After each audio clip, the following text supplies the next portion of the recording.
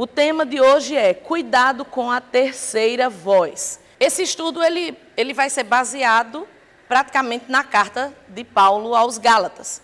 O que aconteceu com a igreja da Galácia, né, desse local?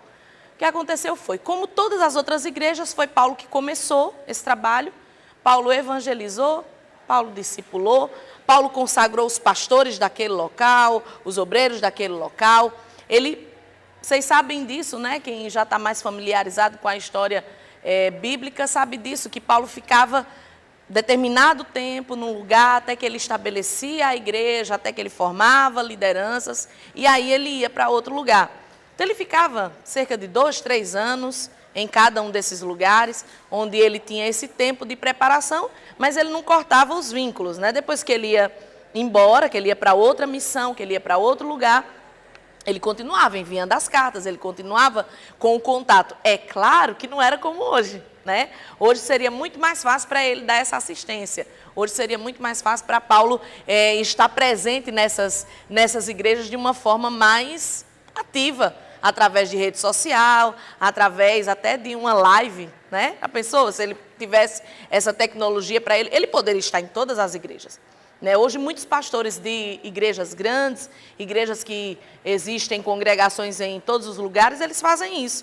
Eles conseguem se comunicar com a igreja toda num dia só, né? Através da tecnologia. Não é o caso de Paulo, mas ele mantinha esse contato. Mas o ponto aqui é, como todas as igrejas, como foi em Corinto, em Éfeso, como foi na Tessalônica, em todos esses lugares, Paulo começou do zero. O trabalho começava nas casas, ele ia ganhando as pessoas, ele ia discipulando. Só que teve uma questão diferente das outras igrejas, a ponto de ser base para uma carta que está hoje na palavra, porque ela nos traz ensinamentos poderosos para a nossa vida hoje. Então, Paulo ele começa a carta falando o seguinte, falando do real problema da igreja. Chega aos ouvidos dele, chega ao conhecimento dele, que a igreja da Galácia está se distanciando dos ensinamentos. Que a igreja da Galácia está dando ouvidos a falsos profetas, a pessoas que chegaram depois de Paulo com outros ensinamentos, com outra visão. E aí isso chega ao conhecimento de Paulo. E a coisa é tão grave porque não é só um pequeno detalhe aqui, um pequeno detalhe acolá. O que estava acontecendo na igreja é que é o seguinte, eles estavam embarcando numa heresia, eles estavam mergulhando em ensinamentos totalmente contrários à palavra de Deus. Eles estavam voltando para rudimentos que não tinham nada a ver com eles, eles estavam voltando à prática de coisas que não tinham nada a ver, então estava uma bagunça. Qual foi a questão? O que estava acontecendo? Qual foi o ponto aí? Eles deram ouvidos a essa chamada terceira voz. E é isso que a gente vai entender hoje. O que significa essa terceira voz? Esse é um termo que eu ouvi a primeira vez da boca do Dr. Mike Murdock. Ele gosta muito de usar essa frase para determinar essa voz estranha, essa voz da heresia, essa voz que nos leva a pecar, a fazer aquilo que não deveríamos fazer. Mas eu quero voltar com você aí, no início do texto, principalmente aí em Gálatas capítulo 1, versículo 6. O que é que Paulo está dizendo? Eu estou maravilhado, essa palavra maravilhado, dependendo da tradução, ela vai querer dizer o quê? Eu estou assim, abismado que vocês estão deixando o evangelho genuíno por outro evangelho. Vocês estão abandonando a verdade da palavra por algo que não tem consistência nenhuma. Aí olha o que diz aí na introdução. A carta de Paulo aos Gálatas é um alerta e um chamado à lucidez e ao arrependimento. A igreja fundada e pastoreada pelo apóstolo estava agora completamente afastada dos seus ensinamentos. Aqueles que foram evangelizados e discipulados por Paulo, agora questionam a sua autoridade e discordam da sua pregação. Olha que coisa interessante, né? Não eram ninguém, não conheciam Jesus, vem Paulo, evangeliza, fala de Jesus, ensina um caminho, discipula aquelas pessoas, conduz aquelas pessoas, passado um tempo. Esse Paulo se ausenta para continuar fazendo a obra em outro lugar. Agora essas pessoas não só entram na heresia, como elas também questionam a autoridade de Paulo. Acho que ele não é tudo isso aí que ele está dizendo, não. Acho que ele não é esse apóstolo que ele se apresenta, não. Veja a que ponto chega a capacidade de algumas pessoas. E eu pergunto a vocês, isso é uma coisa localizada nesta época ou isso acontece hoje também? Isso não é uma coisa específica ou exclusiva dos Gálatas.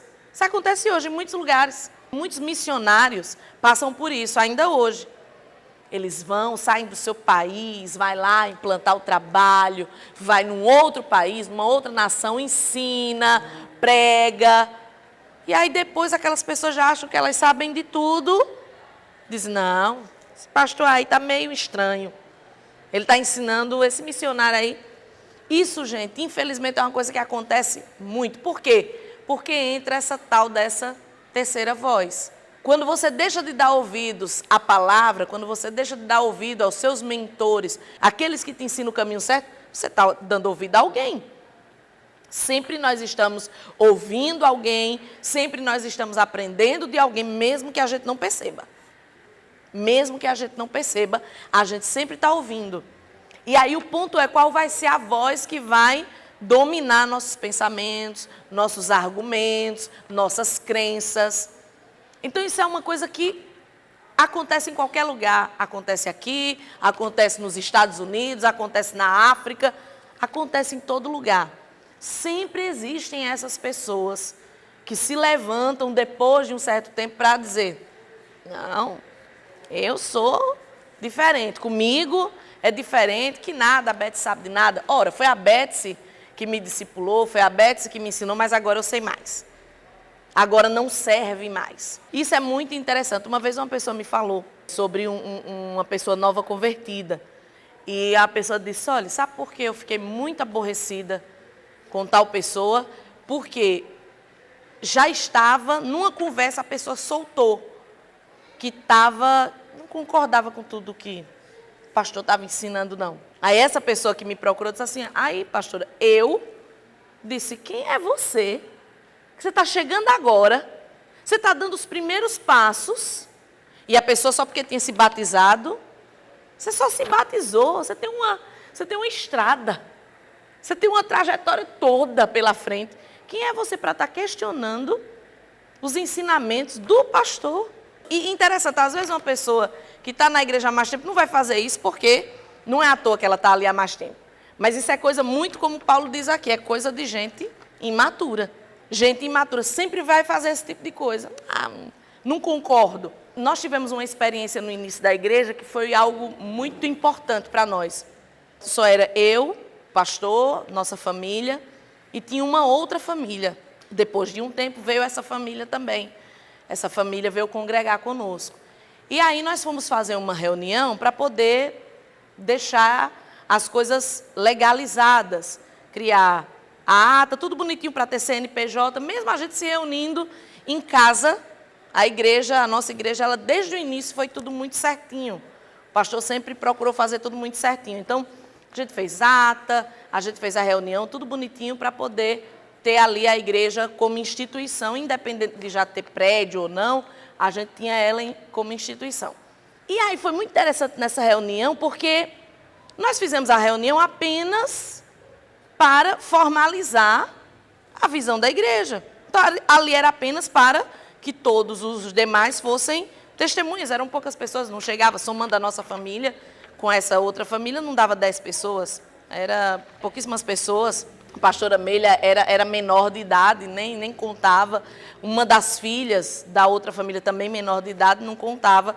Então, maiores de idade ali não dava 10 pessoas.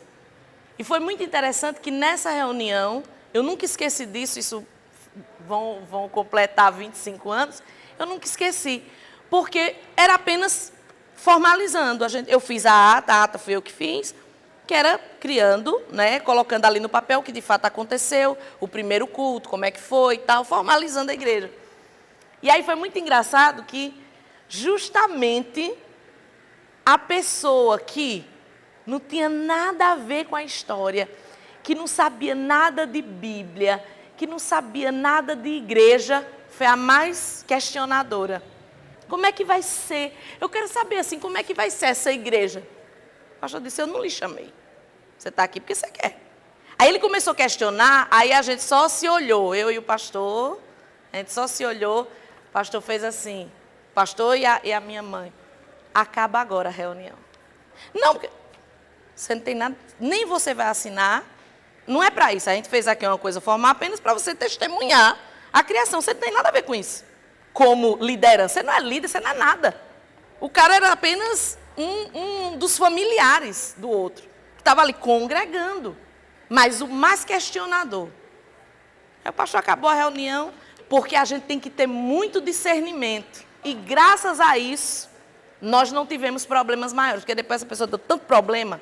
Porque geralmente, olha, bota uma coisa na cabeça de vocês. Os hereges, os questionadores, os rebeldes, eles sempre vão querer aparentar ser melhores do que todo mundo, saber mais que todo mundo. E eles sempre têm uma visão de atrapalhar. Eu quero que você pense aí, no seu trabalho, por exemplo, ou na sua família. Comece a lembrar de alguém muito questionador que mais atrapalha do que ajuda. Alguém tem alguma experiência assim? Porque uma coisa é eu questionar para melhorar, mas eu questionar para puxar para trás é um outro ponto. Tem gente que, se você não tirar a pessoa daquele ambiente, não acontece nada. Sabe uma bola de ferro? Fica travada ali, você não anda. Eu já passei por isso. Não foi uma vez, não foi duas. Muitas vezes eu já passei por isso. Eu não sei vocês, eu já passei muito. Gente que gosta de fermentação, gente que gosta de criar, muitas vezes criar um problema onde não existe. Tem gente que é assim, para cada problema encontra uma solução, mas tem o outro lado. Para cada solução, encontra um problema. Tem gente que assim, você chega com a notícia maravilhosa. Você chega e diz assim, olha, vai acontecer, a pessoa já vai no problema. Eu digo, meu pai, tu conseguiu encontrar um problema numa solução? Tem gente que é assim. A gente lida com isso desde o início. E nós não chegamos aqui à toa. Foi por saber lidar com essa terceira voz. Foi porque nós aprendemos a lidar com isso que nós chegamos aqui. Porque essa terceira voz, ela é muito sutil. Ela não chega arrebentando, gritando. Ela chega sutilmente. Ela chega tipo, o Vitor é líder. Aí ela não vai chegar dizendo, eu não concordo. Não, ela vai procurar o Marcos. E vai dizer assim, ô Marcos, o que é que tu acha do Vitor? Porque assim, eu gosto muito do Vitor. Acho ele uma pessoa, né? Tem que ter o elogio primeiro para vir a bufetada. Gosto muito dele, mas olha essa parte. Aí essa terceira voz começa, daqui a pouco tá na Isadora, daqui a pouco tá no Marcelino. Entendeu? Ela é muito sutil, até que ela consiga, entenda gente, essas pessoas, como Paulo disse, esse maldito, porque Paulo usa uma palavra forte com essas pessoas. Ele diz, esses amaldiçoados, essas pessoas malditas, anátemas, elas estão desviando vocês do caminho. Essas pessoas não chegaram bradando, não. Porque você não chega na casa dos outros gritando, não. Você vai devagarzinho. A igreja que antes estava ali, foi fundada na palavra, foi calçada na palavra. Mas aí veio a terceira voz. Você quer ver um exemplo? Eu nasci e me criei numa igreja fundada por missionários americanos. As esposas dos missionários, quando elas vinham com eles, muitos deles moravam mesmo, vinham fazer igual Paulo, se estabelecia aqui no Brasil, não falava um A de português, mas vinha para cá, morava aqui. E a minha mãe hospedou alguns desses pais fundadores da igreja. E ela disse que era muito engraçado porque as mulheres, todas, aqueles cabelos armadíssimos, aquelas roupas elegantérrimas, joias, muita maquiagem. E aí, a igreja fundada por eles, ninguém podia usar nada. Tudo era pecado. Minha mãe já foi, né, fruto de pastores brasileiros. Ela tinha o contato com os americanos, mas ela não foi ganha pelos americanos. Aí ela conversando com uma dessas pastoras, como foi que começou? Ela disse, não, a gente nunca mandou fazer isso. Trabalho foi feito, a igreja, nós começamos aqui o trabalho, fomos embora. Os pastores locais começaram a implantar, a dizer que isso é pecado, isso é pecado, isso é pecado, isso é pecado. E assim criam-se essas normas em muitos lugares que você vai para a palavra e não tem nada daquilo. Então são normas humanas, doutrinas humanas. Minha mãe adorava viajar com eles em missão, porque na viagem eles dançavam, eles pulavam, eles batiam palma, enquanto que os filhos, poxa, você não foi ganho por essa pessoa, por que você não faz? Não, porque eu acho, eu não concordo com isso aí não. Você não concorda? Quem é você? Vocês estão entendendo o que é que eu estou querendo dizer? São pessoas que querem saber mais do que seus mestres.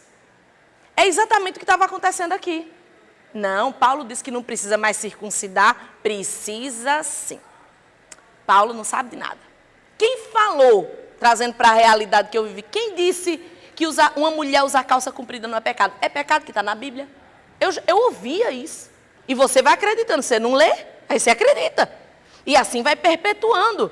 Aí você chega para o fundador. Quem falou isso? Ele, não fui eu. Quando você vai na raiz, os pais fundadores não fizeram aquilo. A gente fala muito sobre protocolo, sobre normas locais.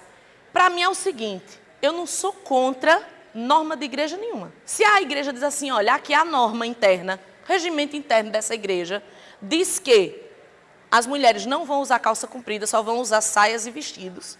Os homens não vão usar camiseta e só vão usar camisas de botão. Se eles colocam isso como, não, aqui é uma regra interna, é a nossa maneira, é a forma que nós encontramos. Eu acho o seguinte, fica quem quer. Concorda? Fica quem quer. E acho que quando a pessoa desobedece isso e fica no lugar, ela está em rebelião. Para mim é o seguinte, eu acho errado. Você está lá por quê? Saia. Saia. Se o lugar tem uma liderança e essa liderança diz, aqui todo mundo vai usar azul. Você fica se você quiser, porque você não é obrigado, sim ou não? Igreja não é do governo, não é pública, ela é uma... Ah, mas é uma instituição, sim, mas ela é formada por pessoas. Por pessoas, ela tem regra, norma, como qualquer entidade. Existe um regimento interno, existe um estatuto. Você é obrigado a seguir se você fica no lugar. Não concorda? Saia. Você entende? Então, eu não sou contra. O que eu sou contra é usar isso para dizer que é pecado. Tipo, sabe por que não usamos tal coisa? Porque é pecado. Não. Diga assim, a gente não usa, que isso faz parte do nosso regimento interno. Não porque é pecado. A heresia está aí. É você pintar isso como se fosse a estar na Bíblia. Isso está errado, isso é pecado. Agora você diz, não, é o seguinte, a Bíblia não fala nada sobre isso, mas é uma forma que nós, pode até usar o argumento, a gente vê que é uma forma de dar menos escândalo, é uma forma de andar mais decente, ótimo, use o argumento que quiser, porém não venha criar heresias. Porque aí é o seguinte, eu fico se eu quiser, e a partir do momento que eu decido ficar, cala a boquinha, porque você não é obrigado. Entendeu? Então, a rebelião parte do ponto de que eu quero mudar a forma como o Vitor se comporta na casa dele e ele como líder. Se eu vou para a casa dele, eu tenho que obedecer a regra da casa dele. Como é na sua casa? Na sua casa, entra de calçado ou sem? Eu tenho que obedecer a regra da sua casa. Poxa, que besteira. Ah, na minha casa é o seguinte, na minha casa o almoço é 11h30. Não, mas eu só almoço meio-dia, então você vai ficar com fome. Porque 11h30 eu tenho que seguir a norma daquela casa. Porque se eu não quiser, eu tenho que me retirar. Não dá para mim. Eu até uso isso para dizer, quando chegar uma visita na sua casa, nunca dê a ousadia de ficar em casa por causa da visita e deixar de vir para a igreja. A casa é sua. Se a pessoa chegou, ou ela vem, ou acabou. Aí tem gente que fica escravo. Não, na sua casa quem manda é você. Na empresa quem manda é o dono.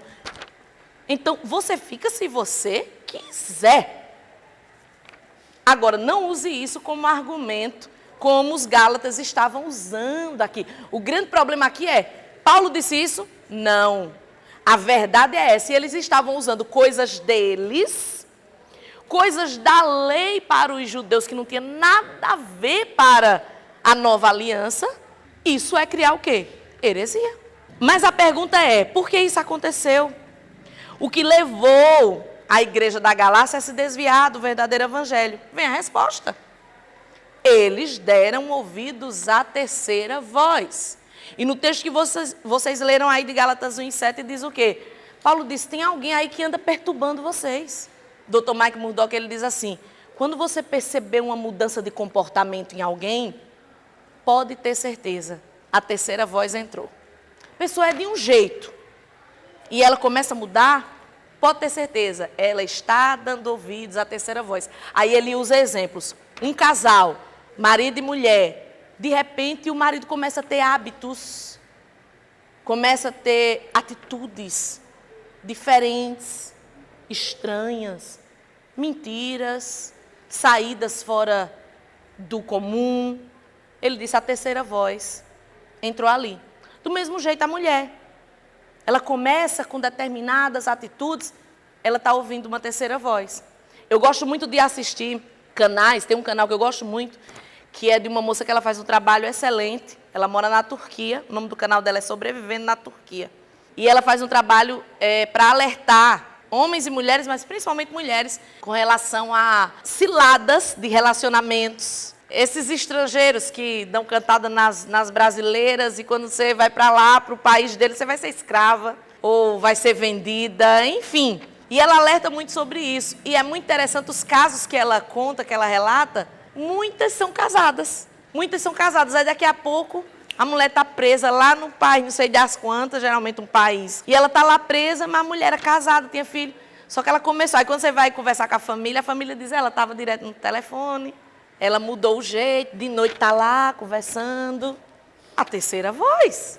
Tem gente que vende tudo que tem e vai embora. Porque eu acho muito interessante quem conhece alguém pela internet. Principalmente mulher, eu acho muito engraçado. Como são frágeis. E como são carentes, a ponto de alguém chegar e dizer, hi, dear.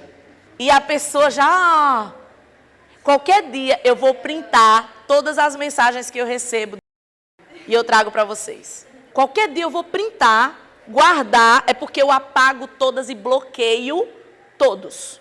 A menina brinca que ela diz assim, I love so much. Como é que você dá ouvidos? Quando bota do Google Tradutor, oi querido, que não sabe que tem o A e o O, né? Oi querido, como é que você vai dar ouvidos a uma pessoa que está do outro lado do mundo, de uma outra cultura? É muita carência. O cara liga, o cara diz, você está tão bonita. Se você vê, é porque eu apago. Por que vocês não veem? Porque quando eu recebo a notificação, eu vou lá, não quero nem saber. Bloqueio, eu apago, bloqueio. Tem dois tipos de bloqueio, né? Aquele, você bloqueia a pessoa e outra, você... Todas as contas, eu bloqueio. Todas as contas que criar. Eu não quero nem saber de onde veio. Mas o número de mulheres que... Basta isso. Você é tão lindo, tão bonito. Você está bonito hoje. Eu gosto muito de ouvir tanto delegadas que trabalham com isso, delegados que trabalham com isso. Você não tem noção. Os golpes do amor, chamado golpe do amor, gente, é negócio feio. Por quê? Porque começa a ouvir a terceira voz. Ah, ninguém nunca disse que eu sou linda. Ninguém nunca falou. Carência. Então vem essa terceira voz e ela estraga tudo. Por isso que ela é tão perigosa. Mas 1 Coríntios 14:10, eu amo esse texto. Porque Paulo está dizendo assim, existem muitas vozes no mundo.